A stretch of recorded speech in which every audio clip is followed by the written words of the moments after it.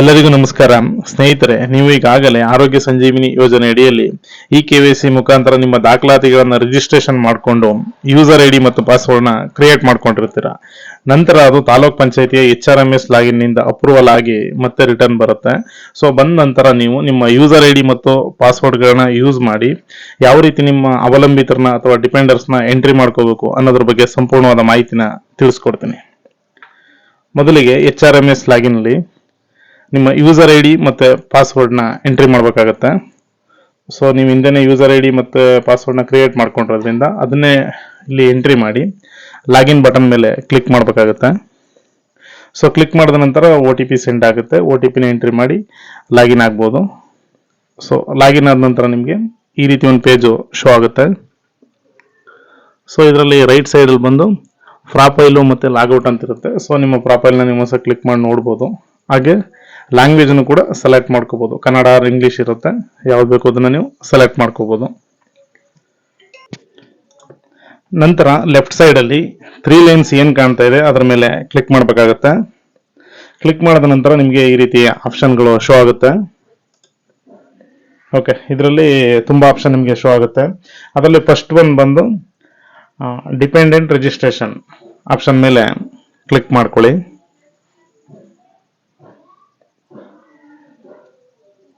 Okay, ನಾನೀಗ dependent registration option ಮೇಲೆ click ಮಾಡ್ತಾ ಇದ್ದೀನಿ. ಓಕೆ, ನಂತರ ಈ ರೀತಿ ಒಂದು ಪೇಜ್ ಓಪನ್ ಆಗುತ್ತೆ. ಸೊ ಇದರಲ್ಲಿ ರಿಲೇಶನ್ಶಿಪ್ ಅಂದ್ಬಿಟ್ಟು ಒಂದು ಆಪ್ಷನ್ ಶೋ ಆಗ್ತಾ ಇದೆ. ಸೊ ಅದರ ಮೇಲೆ ಕ್ಲಿಕ್ ಮಾಡಿದಾಗ ನೀವು ಯಾವ ಡಿಪೆಂಡೆಂಟ್ಸ್ನ ಆ್ಯಡ್ ಮಾಡ್ತೀರಾ ಅದು ಶೋ ಆಗುತ್ತೆ. ಉದಾಹರಣೆಗೆ father, mother, spouse, son, daughter, ಈ ಥರ ತುಂಬ ಆಪ್ಷನ್ ಇರುತ್ತೆ. ಸೊ ಅದರಲ್ಲಿ ನೀವು ಯಾರನ್ನ ಆ್ಯಡ್ ಮಾಡ್ತೀರಾ ಮೊದಲಿಗೆ ಅವ್ರನ್ನ ಸೆಲೆಕ್ಟ್ ಮಾಡ್ಕೋಬೇಕಾಗತ್ತೆ.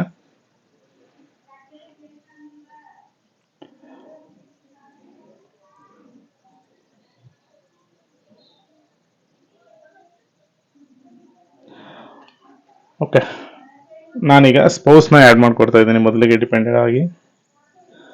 ಸೊ ಈ ಕಡೆ ಆಧಾರ್ ಅಥೆಂಟಿಕೇಶನ್ ಅಂತ ಕೇಳ್ತಾ ಇದೆ. ಸೊ ಅದರ ಮೇಲೆ ಕ್ಲಿಕ್ ಮಾಡ್ತಾ ಇದ್ದೀನಿ.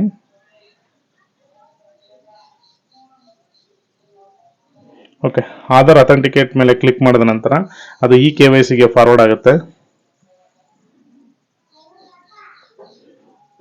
ಓಕೆ, ನಾನೀಗ ಈ KYC ಸರ್ವಿಸ್ ಪೋರ್ಟಲ್ನಲ್ಲಿ ಡಿಪೆಂಡೆಂಟ್ ಏನಿದ್ದಾರೆ ಸ್ಪೌಸು ಅವ್ರದ್ದು ಆಧಾರ್ ನಂಬರ್ನ ಎಂಟ್ರಿ ಮಾಡ್ತಾ ಇದ್ದೀನಿ.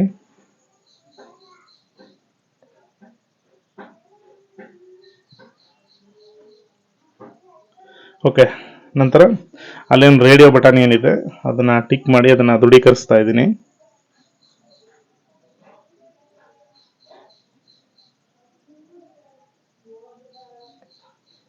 ಓಕೆ, ನಂತರ OTP ಆಪ್ಷನ್ ಮೇಲೆ ಕ್ಲಿಕ್ ಮಾಡ್ತಾ ಇದ್ದೀನಿ. ಓಕೆ, ನಂತರ ಜನರೇಟ್ OTP ಆಪ್ಷನ್ ಮೇಲೆ ಕ್ಲಿಕ್ ಮಾಡ್ತಾ ಇದ್ದೀನಿ.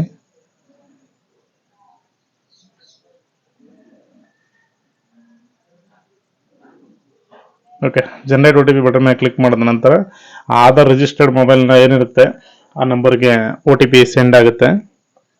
ಸೊ OTP ಸೆಂಡ್ ಆಗೋವರೆಗೂ ಇದೇ ರೀತಿ ಸ್ಕ್ರೀನ್ ಅದೇ ರೀತಿ ಇಟ್ಕೋಬೇಕಾಗುತ್ತೆ. ಅವ್ರಿಗೆ ಏನು OTP ಸೆಂಡ್ ಆದ ನಂತರ ಅವ್ರಿಗೆ ಆಮೇಲೆ ಅದನ್ನ ಓಕೆ ಬಟನ್ ಏನಿದೆ ಅದನ್ನ ಕ್ಲಿಕ್ ಮಾಡ್ಕೋಬೇಕಾಗುತ್ತೆ. ಓಕೆ, ಈಗ ಅವ್ರಿಗೆ OTP ಬಂದಿದೆ.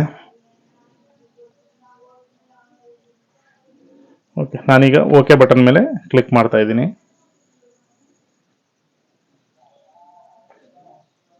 ಓಕೆ, ನಾನೀಗ ಇಲ್ಲಿ OTP ನಂಬರ್ ಏನಿದೆ 6 ಡಿಜಿಟ್ OTP ಅದನ್ನ ಇಲ್ಲಿ ಎಂಟ್ರಿ ಮಾಡ್ತಾ ಇದ್ದೀನಿ.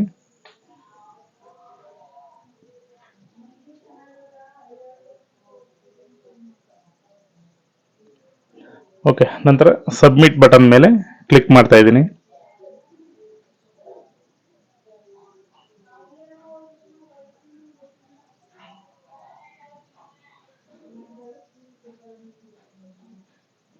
ಓಕೆ, ಸಬ್ಮಿಟ್ ಬಟನ್ ಮೇಲೆ ಕ್ಲಿಕ್ ಮಾಡಿದ ನಂತರ ಈ ರೀತಿ ಯಾರ್ದು ನಾವು ಡಿಪೆಂಡೆಂಟು ಅವ್ರದ್ದು ಆಧಾರ್ KYC ಮಾಡಿರ್ತೀವಿ ಅವ್ರದ್ದು ಫೋಟೋ ಇಲ್ಲಿ ಶೋ ಆಗುತ್ತೆ. ಸೊ ಸಮ್ ಕೇಸಸ್ ಅಲ್ಲಿ ಫೋಟೋ ಶೋ ಆಗಲ್ಲ, ಆದರೂ 90% ಕೇಸಸ್ ಅಲ್ಲಿ ಫೋಟೋ ಶೋ ಆಗುತ್ತೆ. ಸೊ ಅವ್ರದ್ದು ಜೆಂಡರ್ನ ಸೆಲೆಕ್ಟ್ ಮಾಡ್ಕೋಬೇಕಾಗುತ್ತೆ. ಓಕೆ, ಅವ್ರದ್ದು ಏಜು, ಡೇಟ್ ಆಫ್ ಬರ್ತ್ ಎಲ್ಲ ಆಟೋಮೆಟಿಕ್ ಬಂದಿರುತ್ತೆ. ಸೊ ಅವ್ರದ್ದು ಫೋನ್ ನಂಬರು ಮತ್ತು ಆನ್ಯುವಲ್ ಇನ್ಕಮು ಮತ್ತು ವರ್ಕ್ ಸ್ಟೇಟಸ್ ಎಲ್ಲನೂ ಕೂಡ ನಾವು ಸೆಲೆಕ್ಟ್ ಮಾಡಬೇಕಾಗುತ್ತೆ.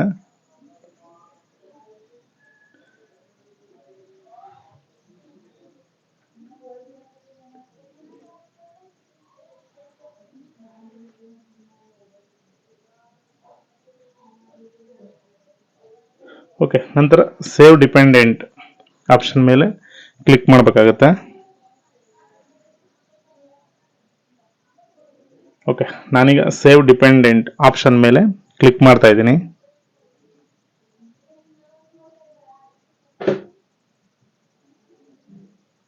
ಓಕೆ, ಸೇವ್ ಡಿಪೆಂಡೆಂಟ್ ಆಪ್ಷನ್ ಮೇಲೆ ಕ್ಲಿಕ್ ಮಾಡಿದ ನಂತರ ಈ ರೀತಿ ಬಾಟಮ್ ಅಲ್ಲಿ ಎಕ್ಸಿಸ್ಟಿಂಗ್ ಡಿಪೆಂಡೆಂಟ್ಸ್ ಅಂದ್ಬಿಟ್ಟು ಶೋ ಆಗ್ತಾ ಇರುತ್ತೆ. ಒನ್ ಬೈ ಒನ್ ನೀವು ಯಾರನ್ನ ಆ್ಯಡ್ ಮಾಡ್ಕೊ ಹೋಗ್ತೀರಾ ಅವರೆಲ್ಲ ಒನ್ ಬೈ ಒನ್ ಕೆಳಗಡೆ ಶೋ ಆಗ್ತಾ ಹೋಗ್ತಾ ಇರ್ತಾರೆ. ಸೊ ಅದರಲ್ಲಿ ನೀವು ಆಕ್ಷನ್ ಆಪ್ಷನ್ ಬಂದು ಅದನ್ನ ವ್ಯೂ ಮಾಡು ನೋಡ್ಬೋದು, ಎಡಿಟು ಅಥವಾ ಡಿಲೀಟು ಕೂಡ ಮಾಡ್ಬೋದಾಗಿರುತ್ತೆ. ಓಕೆ, ನಂತರ ಕನ್ಫರ್ಮ್ ಬಟನ್ ಮೇಲೆ ಕ್ಲಿಕ್ ಮಾಡಿ ಬೇಕಾದ್ರೆ ನೀವು ಅದನ್ನು ಸಬ್ಮಿಟು ಕೊಡಬೇಕಾಗುತ್ತೆ. ಸೊ ನಾನು ಇನ್ನೂ ಇಬ್ಬರು ಡಿಪೆಂಡೆಂಟ್ಸ್ ಇರೋದ್ರಿಂದ ನಾನು ನೆಕ್ಸ್ಟ್ ಡಿಪೆಂಡೆಂಟ್ಸ್ನ ಆ್ಯಡ್ ಮಾಡ್ಕೋತಾ ಹೋಗ್ತೀನಿ. ಓಕೆ, ನಂತರ ಮತ್ತೆ ರಿಲೇಷನ್ಶಿಪ್ ಆಪ್ಷನ್ಗೆ ಹೋಗಿ ಸೊ ಅದರಲ್ಲೂ ಮತ್ತೆ ಯಾರನ್ನ ಆ್ಯಡ್ ಮಾಡಬೇಕು ಅವ್ರನ್ನ ಸೆಲೆಕ್ಟ್ ಮಾಡ್ಕೋಬೇಕಾಗುತ್ತೆ.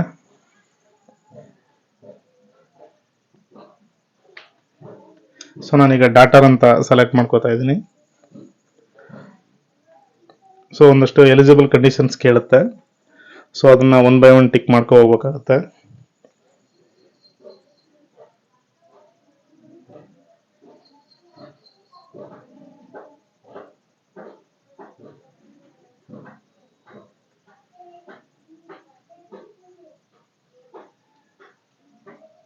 ಸೊ ಅಲ್ಲಿ ನೋಡ್ಕೋಬೇಕು, ಹೆಸರು ನಾವು ಕೊಡುವಾಗ ಕೆಲವು ವ್ಯಾಲಿಡ್ ಇರೋದಿಲ್ಲ, ಅದನ್ನ ಸೆಲೆಕ್ಟ್ ಮಾಡ್ಕೋಬೇಕಾಗುತ್ತೆ. ಯಾವ್ದು ವ್ಯಾಲಿಡ್ ಇರುತ್ತೆ ಅದನ್ನ ಮಾತ್ರ ಸೆಲೆಕ್ಟ್ ಮಾಡ್ಕೋಬೇಕಾಗುತ್ತೆ. ಸೊ ನಾನೀಗ ಏನಿದೆ 3 ಜನ ಡಿಪೆಂಡೆನ್ಸ್ನು ಕೂಡ ಈಗ ಆ್ಯಡ್ ಮಾಡಿದ್ದೀನಿ. ಸೊ ಅದರಲ್ಲೂ ಅಷ್ಟೇ ಎಡಿಟು ಡಿಲೀಟ್ ಏನಿದ್ರೂ ಮಾಡ್ಕೋಬೋದಾಗಿರುತ್ತೆ. ಓಕೆ, ನಂತರ ಫೈನಲ್ ಆಗಿ ನಾನು ದೃಢೀಕರಿಸಬೇಕಾಗುತ್ತೆ. ನಾನು ಒದಗಿಸಿದ ಎಲ್ಲ ಆಧಾರಿತ ಮಾಹಿತಿ ಸರಿಯಾಗಿದೆ ಮತ್ತು ಪೂರ್ಣವಾಗಿದೆ ಅಂದ್ಬಿಟ್ಟು ಅಲ್ಲಿ ರೇಡಿಯೋ ಬಟನ್ ಏನಿದೆ ಅದ್ರ ಮೇಲೆ ಟಿಕ್ ಮಾಡೋ ಮುಖಾಂತರ ನಾನು ಅದನ್ನ ದೃಢೀಕರಿಸ್ತಾ ಇದ್ದೀನಿ.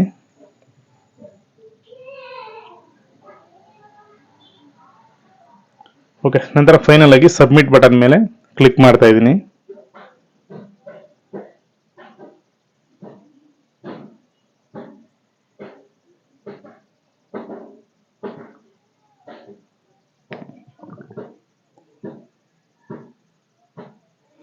ಓಕೆ, ನಂತರ ಅದು ಆಟೋಮೆಟಿಕ್ ಆಗಿ ಇ ಸೈನ್ ಪೋರ್ಟಲ್ಗೆ ಫಾರ್ವರ್ಡ್ ಆಗುತ್ತೆ. ಸೊ ನಾನೀಗ ನನ್ನ ಆಧಾರ್ ನಂಬರ್ನ ಎಂಟ್ರಿ ಮಾಡಿ ಇ ಸೈನ್ ಮಾಡ್ತಾ ಇದ್ದೀನಿ. ಓಕೆ, ಆಧಾರ್ ನಂಬರ್ನ ಎಂಟ್ರಿ ಮಾಡಿದ್ದೀನಿ. ನಂತರ ಗೆಟ್ OTP ಆಪ್ಷನ್ ಮೇಲೆ ಕ್ಲಿಕ್ ಮಾಡ್ತಾ ಇದ್ದೀನಿ.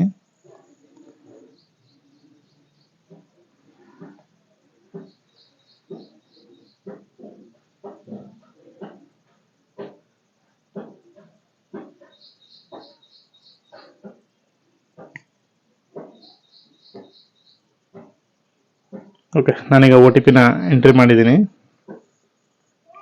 ನಂತರ ಬಾಟಮ್ ಅಲ್ಲಿ ಬಂದು ಒಂದು ರೇಡಿಯೋ ಬಟನ್ನ ಕ್ಲಿಕ್ ಮಾಡಿ ಸಬ್ಮಿಟ್ ಆಪ್ಷನ್ ಮೇಲೆ ಕ್ಲಿಕ್ ಮಾಡ್ತಾ ಇದ್ದೀನಿ. ಓಕೆ, ಡಿಪೆಂಡರ್ ಡೀಟೇಲ್ಸ್ ಈ ಸೈನ್ಡ್ ಸಕ್ಸಸ್ಫುಲಿ ಅಂತ ಬಂದಿದೆ.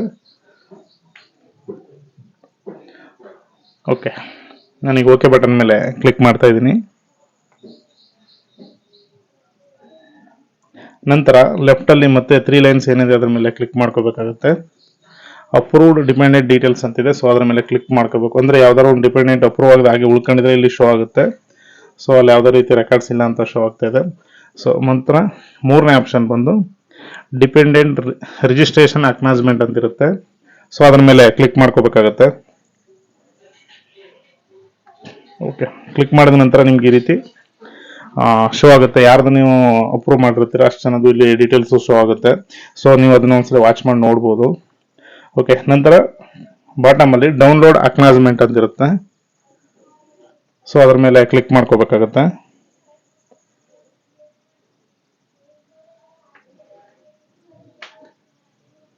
ಓಕೆ, ಕ್ಲಿಕ್ ಮಾಡಿದ ನಂತರ PDF ಅಲ್ಲಿ ನಿಮಗೆ ಅಕ್ನಾಲಜ್ಮೆಂಟ್ ಡೌನ್ಲೋಡ್ ಆಗುತ್ತೆ. ಓಕೆ, ಈ ರೀತಿ ನಿಮಗೆ ಅಕ್ಲೈಮೆಂಟ್ ಡೌನ್ಲೋಡ್ ಆಗಿರುತ್ತೆ. ಸೊ ಇಲ್ಲಿ signature valid digital sign by ಅಂದ್ಬಿಟ್ಟು ನೇಮ್ ಕೂಡ ತೋರಿಸ್ತಾ ಇರುತ್ತೆ. ಅಂದರೆ ಇದು ಸಕ್ಸಸ್ಫುಲ್ ಆಗಿ ಈ ಸೈನ್ ಆಗಿದೆ ಅಂತ ತೋರಿಸುತ್ತೆ. ಹಾಗೆ ನಿಮ್ಮ ಡಿಪೆಂಡರ್ಸ್ ನೇಮು ಅವ್ರ ಡೀಟೇಲ್ಸ್ ಎಲ್ಲ ಕೂಡ ಒಂದ್ಸಲಿ ನೀವು ಇಲ್ಲಿ ವಾಚ್ ಮಾಡಿ ನೋಡ್ಕೋಬಹುದಾಗಿರುತ್ತೆ. ಓಕೆ, ನಂತರ ಮತ್ತೆ ಒಂದು ಟ್ರಾನ್ಸ್ಫರ್ ರಿಕ್ವೆಸ್ಟ್ ಅಂತ ಇರುತ್ತೆ. ಸೊ ನಿಮ್ದು ಯಾವ್ದಾದ್ರು ಟ್ರಾನ್ಸ್ಫರ್ ರಿಕ್ವೆಸ್ಟ್ ಇದ್ರೆ ನೀವು ಆಪ್ಷನ್ ಮುಖಾಂತರ ರಿಕ್ವೆಸ್ಟ್ನ ಸೆಂಡ್ ಮಾಡ್ಬೋದಾಗಿರುತ್ತೆ. ಮತ್ತೆ ಟ್ರಾನ್ಸ್ಫರ್ ಸ್ಟೇಟಸ್ ಅಲ್ಲಿ ಬಂದು ಆ ಸ್ಟೇಟಸ್ ಕೂಡ ಏನಾಗಿದೆ ಅಂತ ಚೆಕ್ ಮಾಡ್ಕೋಬಹುದು. ನಂತರ ಕಂಪ್ಲೇಂಟ್ ರಿಕ್ವೆಸ್ಟ್ ಅಂತ ಇರುತ್ತೆ. ನಿಮ್ದು ಯಾವ್ದಾದ್ರು ಕಂಪ್ಲೇಂಟ್ ಇದ್ರೆ ಅದನ್ನ ರಿಕ್ವೆಸ್ಟ್ ಮಾಡ್ಬೋದಾಗಿರುತ್ತೆ.